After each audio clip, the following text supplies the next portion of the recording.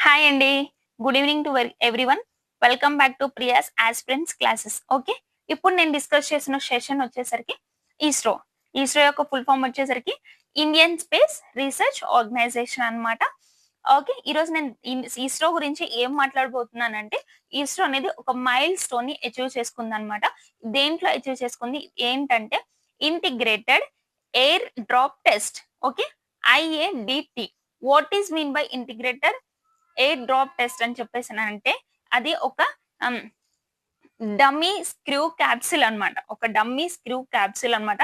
దీని యొక్క వెయిట్ వచ్చేసరికి 5 టన్స్ ఉంటుంది. దీని యొక్క వెయిట్ వచ్చేసరికి 5 టన్స్ అన్నమాట.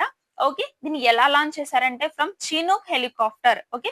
ఫ్రమ్ చినూక్ హెలికాప్టర్ నుంచి దీన్ని పారాషూట్ బేస్డ్‌లో దీన్ని లాంచ్ చేయడం జరిగిందన్నమాట ఇస్రో.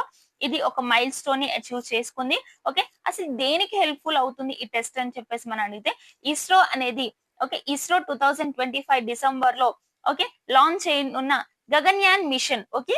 గగన్యాన్ మిషన్‌కి రాకెట్ గగన్యాన్ మిషన్ కి చాలా హెల్ప్‌ఫుల్ అవుతుందని మనకి ఆస్ట్రోనట్స్ అన్నమాట. ఆస్ట్రోనట్స్ ల్యాండ్ మీదకి సేఫ్‌గా ల్యాండ్ అవ్వడానికి ఓకే.